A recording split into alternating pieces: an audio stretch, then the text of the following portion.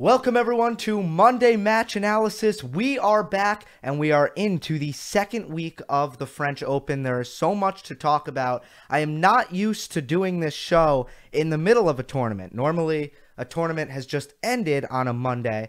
This is the first time since we have begun Monday Match Analysis that I'm covering a major, so we are in the middle of a tournament right now. So what I'm not going to do is break down a single match. What I am going to do is talk about where we're at in the French Open, whether that be looking back or looking ahead. I'm going to do a little bit of both. So if you want to get all caught up on everything you should be thinking about and talking about when it comes to the French Open, this is the place to be. And I put a lot of thought into how I'm going to do this, or how I was going to do this. And I've decided on lists. We love lists in tennis. In fact, we pay like a lot of attention to this very special list that we call the rankings. We pay so much attention to it. So I've decided we love lists. Let's do lists. I'm going to decide what to talk about in what order based on a series of lists. Okay, let's pull this up with our first list. The three most interesting storylines of the French Open thus far. Number one, Serena Williams' comeback. The news today, Serena Williams withdrew prior to her match with Maria Sharapova. Before we get to that news, I want to say I'm so impressed with what Serena did in this tournament. But before I even get to that, I want to address a question that I get. And you're probably thinking, oh, wow, he's talking about women's tennis. He doesn't do that normally. Yes, so some people ask, why aren't you talking about women's tennis? I think that's an important question for me to answer real quick because I like women's tennis. I'm a fan of women's tennis. The reason I don't break down, women's tennis on this channel is because it's just too much to handle.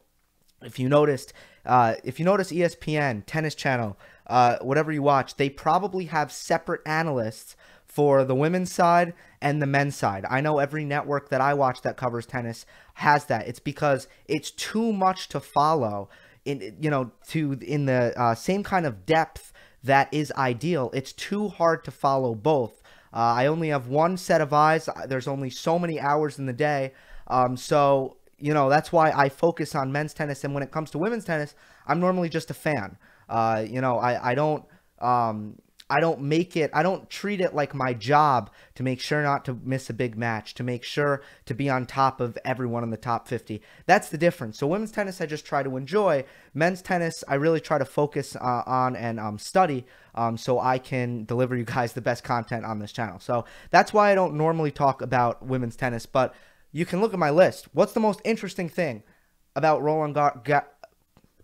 What has been the most interesting thing to watch in Roland Garros so far? It's undoubtedly Serena Williams' comeback. 36 years of age, coming off pregnancy. Are you kidding me? She beats Pliskova in the first round. Not the very good Pliskova, the kind of medium Pliskova. 7-6, 6-4. And watching that match, I'm like, she is breathing heavy after every point. She has no chance in this tournament to go far once she meets a player who can kind of drag out rallies, where Pliskova is kind of a big server. You're not going to play a lot of long points. Serena playing short points, and I saw her out of breath. But somehow, and we've seen this before, Serena can get fitter during the tournament. It doesn't make much sense logically or scientifically. I'm not sure Serena is human, but somehow, as the tournament went on, as she, in the second round, she faced Birdie, beat her 3-6, 6-3, 6-4. Barty, that is, not Birdie.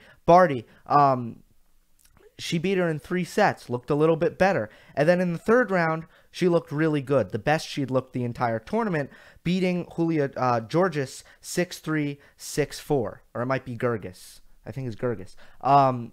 So Serena getting better and better, but as we've learned today, at the end of that Gergis match, she injured her right pectoral and started feeling pain on the serve. And then for some reason, and I don't understand why, Serena played doubles after that match.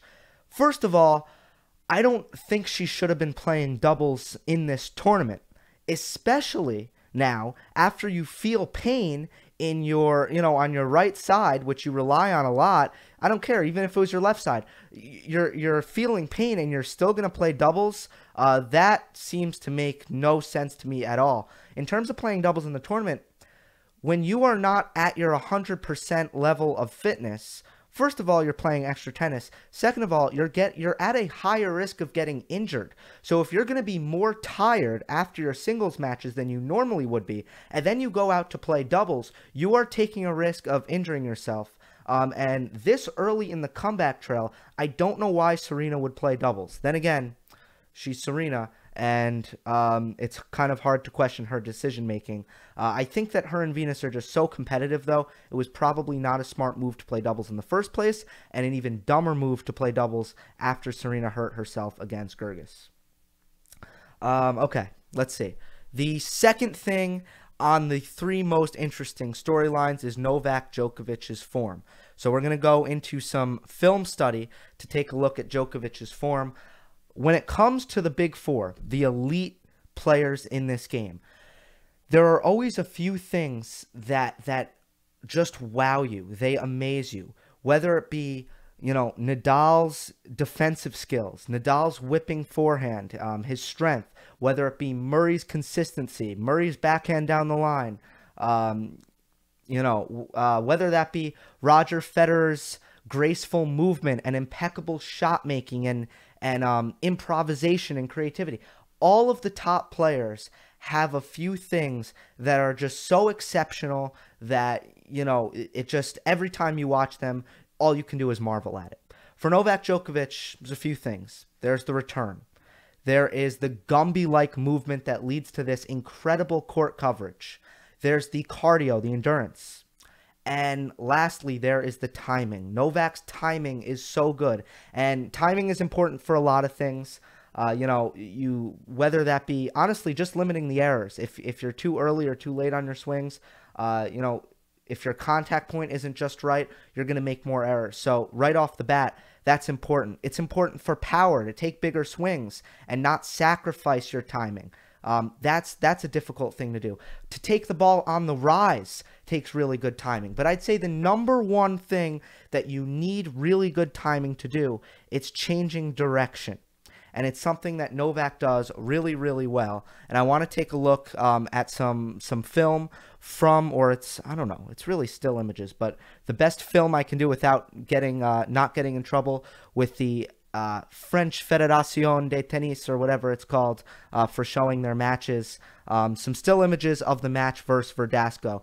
Take a look at what Djokovic demonstrates in this point. I thought this point was vintage Djokovic. Okay, here we go. Verdasco serves it. Lefty serve down the tee, cutting away from Djokovic. It's pretty well placed, and you're going to see Djokovic on the full stretch here to make this return. He doesn't make that good of a return, but just to get it in play and get something on it is pretty good. But look, Verdasco's in a great position here. He's going to run around his backhand and rip an inside-out forehand, put everything into it, and we know how heavy that Verdasco inside-out forehand is. Djokovic right now defends. Verdasco doesn't place the ball that well, but still, he absolutely ripped this forehand. Now, kids, I want you to pay attention to this. If there are any young players out there or even old players, I want you to see where Djokovic is right now.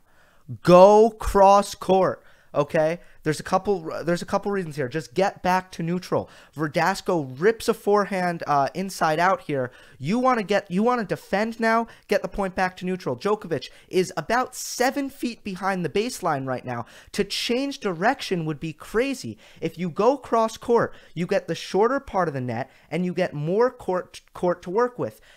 Put some height on it, put some topspin on it, and get the point back to neutral.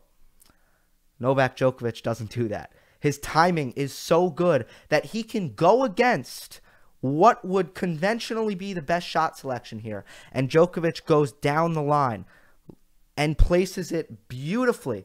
Look where that shot lands.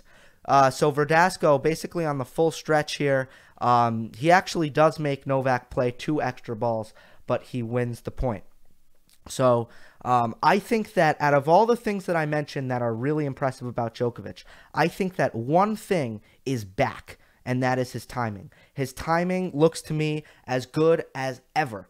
I don't think I can say that really about any other aspect of his game, even though a lot of those things are really, really good. The one thing that I can say is unequivocally as good as it's ever been, and, you know, vintage Novak Djokovic, is the timing. And more on Novak for sure later. Let's go to our next list, though. The 3 biggest surprises of the French Open so far. And, whoa, the same name twice? Yes. Checchinato defeats Goffin 7-5, 4-6, 6-0. Let's talk about this real quick. And first of all, I think we should mention that there have not been a lot of surprises. Not a lot of upsets at all. In fact, I said that 5 guys had the best shots at beating Nadal in the tournament. Djokovic, Cilic, Del Potro. Oh, well, they're not all in anymore. But they all went as far as they could before, you know, obviously, or never mind. They all are in. What am I talking about? Djokovic, Cilic, Del Potro, Thiem, and Zverev. Those were the 5 guys that I thought had the best chance of beating Nadal. They are all still in. So there hasn't been any huge surprises. However, I did think Carreno Busta or Goffin would come out of that quarter. Checchinato took out both of them. So let's start with Goffin. And by the way, this can be really long Monday match analysis. I'm just warning you right now. There's still a lot more to talk about. Maybe around 30 minutes if I were to guess. But you know how awful my predictions are. David Goffin, a lot of people picked him to come out of his quarter. A lot of people, enjoy watching his clay court tennis, and I do as well. I think he's a good clay court player, but watching him sort of struggle through this French Open has got me thinking, what do I think is, the best qualities for a clay court player? What are the qualities that I think are kind of distinguishable as qualities that really, really help on clay courts? So here's what works in Goffin's favor. He has excellent point construction.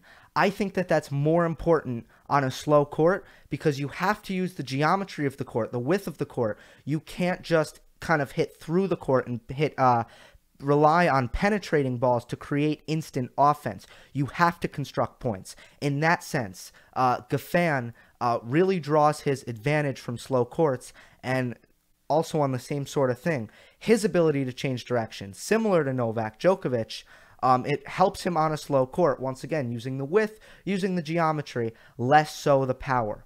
Here's the thing. Look at the best clay court players in the last few years. I would say it corresponds pretty well with the strongest players on tour physically. I think physical strength is way more important on a clay court. I think the strongest guy on tour is Rafa Nadal. And look, I don't know how much these guys bench press. I don't know what they do in the weight room. All I see basically is how much power they're able to generate off the ground from compromised positions. Anyone can put all their body weight into a shot with good technique and hit a ball hard. Anyone with good technique, good timing can do that. But the strongest of players can be 7 feet behind the baseline on their back foot and still create offense. Only a few players can do that. I'd say Nadal is the strongest guy on tour. I'd say number 2 is Stan Wawrinka, and I'd say number 3 is Dominic Thiem. I think that those are the 3 physically strongest players on tour off the ground. And those, besides Novak Djokovic, and we're going to discount Roger Federer just because he's not playing clay court tennis, besides Novak Djokovic, these are 3 of the best clay court players out there. And when I think about Goffin, I'm thinking, is he lacking that physical strength that helps you play further back on the clay? If you're able to play further back on the clay, you can take advantage of how the court slows down for you and allows you to play impeccable defense. You look at a guy like Fabio Fognini.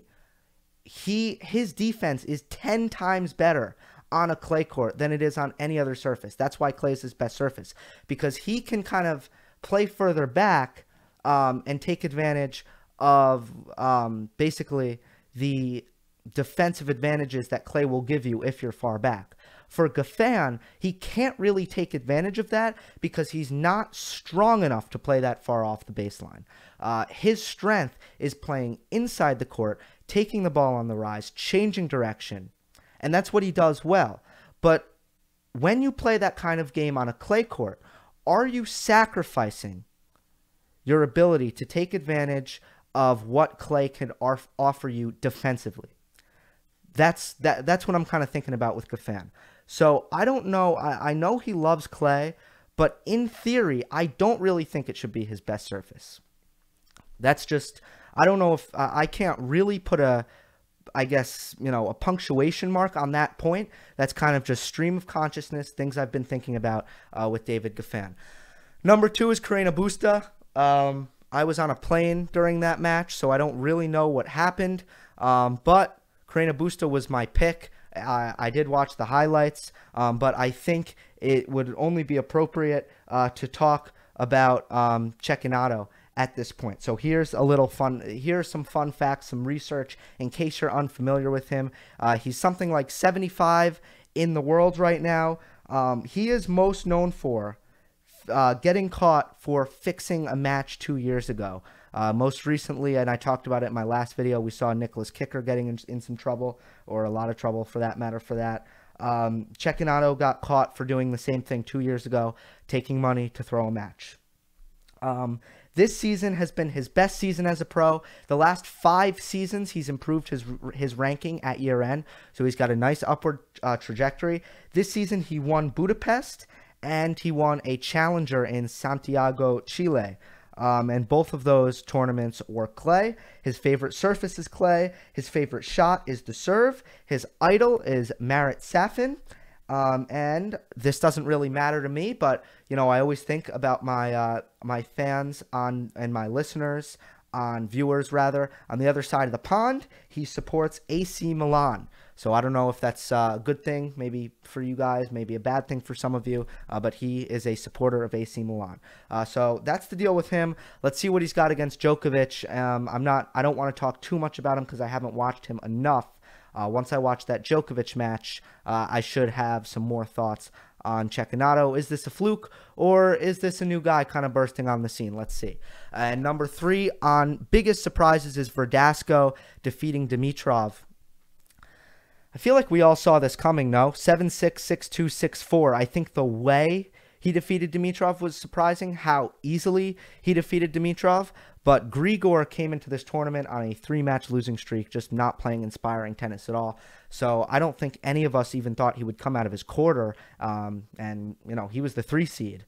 So once again, this lands on the 3 biggest surprises, but there really weren't a lot of surprises. So I don't even think that's that big a surprise. I picked Verdasco to win that match. Let's take a water break. I'm very boring today, just drinking water. A little personal news. I was at an Eminem show last night. Saw Eminem live for the first time. Awesome, I love him. And any Eminem fans out there? I thought he was great. I loved it. All right, next. This is our second to last list. We have 2 more lists. 3 things I am standing by. Number 1, Nadal is going to win. He hasn't dropped a set yet. He's looked very good, but he's also had some game opponents. Bolelli took him to a 3rd set tiebreak, but he also he lost in straights. And Bolelli was a super interesting match to watch because he was so hyper aggressive, refused to kind of get pushed back behind the baseline, refused to play long rallies, really just ripped every ball that he could get a hold of. And I think that everyone kind of saw that and maybe got some ideas flowing around the locker room. I think Pela sort of tried to do it, just doesn't have the tools. He had nothing for Nadal. That was an easy match. And then in round 4, I know this is the 3rd match, but actually round 4 because his first round, Dolgopolov withdrew. Gasquet, the 4th round, he lost before he even stepped onto the court.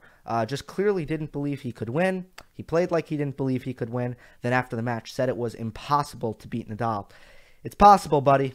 If it's possible for planes to crash, it's possible to beat Nadal on clay. In fact, it's happened twice. So, if you're Gasquet, you're in front of your hometown crowd. Maybe if you fight hard enough to play more tennis, Nadal gets injured and you win. You just don't know. So it's not impossible to beat Nadal. Sorry, Richard. And then in the last round, Marter I just watched the match. I'm pretty sure I'm saying his name right. I just watched the match.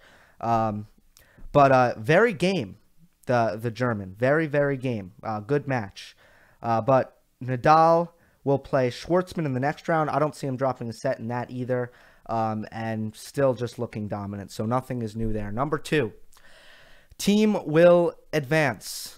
I picked Thiem to beat Zverev in the quarters before the tournament, and I am still leaning that way. Which brings me, I just remembered, I missed a point in the list. In fact, the first list of the day was the 3 biggest storylines, and we were talking, or I was going to talk about Zverev, and what I'm calling his breakthrough. And you might be saying, he hasn't beaten anyone, he hasn't, he's just making a quarterfinal, this isn't a breakthrough. It's a breakthrough. He came into this tournament 0-7 against top 50 opponents in majors. Absolutely baffling. Just astonishing for a player of his talent. 0-7 against top 50 guys. And now he has beaten 2 top 50 opponents in the French Open. But it's been, I don't think Lajovic is top 50. If Lajovic is top 50, that would be 3. But I'm pretty sure only 2 top 50 opponents Zverev has defeated. But in his last 3 matches, they've all been 5-setters. Lajovic, Zoomer, and Karen Khachanov. So that's the story. It hasn't been pretty. In fact, it's been ugly. But Zverev, in that final frame, has been able to prevail in every match so far. And he's saying he's not tired. So regardless of what happens, even if he loses the Thiem, I guess this is whatever it be, and I am puzzled by Zverev's struggles in the majors, and I don't know if it's mental. It's probably mental. It's certainly not physical at this point. He's in tremendous shape. He showed us he's in tremendous shape during the clay court season prior to the French, playing 14 matches in 19 days and playing well in 14 matches in 19 days. He's in tremendous shape. I don't know why his level seems to drop when he comes to the majors. But I'm standing by Thiem over Zverev in the quarters, which I believe is an unpopular pick. I think it's more people picking Zverev, considering what we saw him do to Thiem prior to the French, and considering Zverev's form coming into the French. Certainly the second best player after Nadal in terms of form. When you look at Thiem, I'm seeing so many sources of confidence, mental edges that he will have over Zverev. And before, I talked about him proving himself physically in the best-of-5 set format. But I'm going to erase the physical stuff. And I do think that could come into play because Zverev's played 3 5-set matches in a row. But Thiem has made the semifinals of the French 2 years in a row. He's thinking, regardless of if Zverev is going to get tired or not, he is thinking, this guy is going to get tired. I got this. In the 5th set, Thiem is just going to have that, he will have that mental edge. He will have that confidence. Meanwhile, Zverev will be thinking, am I ready to win this match? Why? I mean, you can't control getting tired. No matter how good he feels, it is mentally exhausting, it is physically exhausting, and Thiem is licking his chops right now. Not to mention, I just think the conditions of the French do favor Thiem.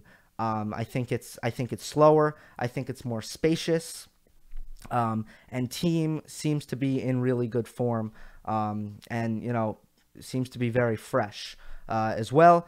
And also had a nice win against Tsitsipas that was one of the best matches of the tournament so far. And that's a confidence booster. A match like that is a confidence booster that Zverev simply hasn't had in this tournament. There is no way Zverev isn't second-guessing himself right now, having to go 5 sets against all these guys that, I mean, really, he shouldn't be going 5 sets with. Khachanov, good young player, Russian, hits it big. Zoomer, really shouldn't be going 5 sets with. And Lajovic, at least I'll give him this. The 4th and 5th sets weren't competitive. Zverev really handled business. I just think Thiem will have way more confidence coming into this match. And even if I didn't think that, even if I thought that Zverev was feeling great going into this match and Thiem was feeling great going into this match, I know I can trust Thiem at this tournament. And, whether that physically and in every other area, I've seen Thiem do it. And Zverev still has not looked convincing here. So I'm sticking by Thiem advancing. Number 3, Djokovic won't make the final. I talked about how impressed I was with Djokovic's timing, and I think what that's enabled him to do is dictate points really, really well. I did not think Djokovic would make the semifinal because I thought that he would be pushed really hard in the quarterfinal. And I basically thought that his fitness would give out on him. That's what I was expecting to happen. But now, instead of facing Goffin or facing Carreno Busta, Djokovic is facing Checchinato, and I'm just not sure he's going to be able to push Djokovic hard enough. We'll look out for that backhand to backhand. I mean, is Checchinato's one-handed backhand really going to be able to hold up against Novak's two-hander the way he's hitting it right now? Is this going to be a close match? Maybe, but maybe not. I'm just not so sure. So, to me, Djokovic, that's something I'm changing, which you'll see in the next list. I think Djokovic will make a semifinal, but I think as soon as he's forced to play 3, 4, 5 physical sets, I do think his fitness will give out on him, just based on what I saw prior to the French, and that is it. It's really a fitness problem. Here's our last list now. 3 things I'm changing. I just told you 3 things I'm standing by. Number 1 is so tough for me. I've been going back and forth. Delpo or Cilic. Delpo or Cilic. It's so difficult because Marin Cilic, first of all, I picked him, and I'm always going to be biased towards who I picked originally. Cilic is on an incredible major run. I think that he has been incredibly disrespected by the people who forecasted what was going to happen in the French Open. I mean, I know the guy doesn't have the best track record on clay, but the way he's playing tennis, I don't care what surface it's on. Cilic just has not been upset. He's shown really, really great consistency in the last 3 or 4 majors. He's been really, really good. So Cilic's form has looked great. Beat Fognini today. Showed some good stuff in the first 2 sets and the 5th. And the 4th wasn't really his fault. Fognini got really hot. Sort of a lackluster 3rd. Regardless, Cilic has looked really good. And Del Potro, we weren't sure about his health. Pulled out of Rome with the groin injury. And these two are kind of similar players. The reason I'm going with Delpo and I'm changing this pick, 1, the head-to-head is 10-2, and in the beginning of that head-to-head, I think Cilic won the first 4 meetings. So recently, it's been, not the first 4 meetings, Cilic won 2 meetings kind of earlier in their careers. So Del Potro, that's not even true, actually. He won 1 super early in Delpo's career. The other one, not too early. But they've played at the French, not for a while, though. I think it was 2012, and Del Potro beat Cilic. They played in the Davis Cup final recently, and Del Potro won a 5-setter. The last time they played, Del Potro also won that one. So for whatever reason, Del Potro has had a lot of success against Cilic. He's a more natural mover on clay. I was extremely impressed with his serving today against Isner, especially his second serve. I was impressed with a lot of aspects of that match, although Isner, every service game that Isner faced a break point, he lost, which is so uncharacteristic. His level actually seemed to drop in big moments when he had serve, which is literally the opposite of John Isner. But nonetheless, Del Potro never dropped serve and did a tremendous job of protecting his second serve. Because he was just hitting his spots so well. So I think Del Potro's serving well. He's going to move better. He has the bigger weapon. And the intangibles, I almost always give the advantage to Del Potro on intangibles. In a long, whether it be long rallies, whether it be a long match, I really love Del Potro there. And then number 3. No, sorry. I could not think of a third thing that I was going to change. So that'll do it. Here's the plan for this week. I'm going to be doing more deep analysis on a match-by-match basis, and maybe even some individual match previews of the semifinal matchups. I don't know how timely the videos will be, because I am starting an exciting job where I'll have, hours in the middle of the day, so I'll have to do it kind of afterwards. But we will see a lot of that. And also, I want to plug this. I will plan on going live after the final. So be ready to jump on YouTube after the Roland Garros final, and we can chat live about the match, which I'm very excited about. Don't forget to follow me on Twitter at Gill Gross, 2 L's with an underscore. And don't forget to subscribe. Get me to 1,000 subscribers so I can remonetize this channel. I'll see you next time.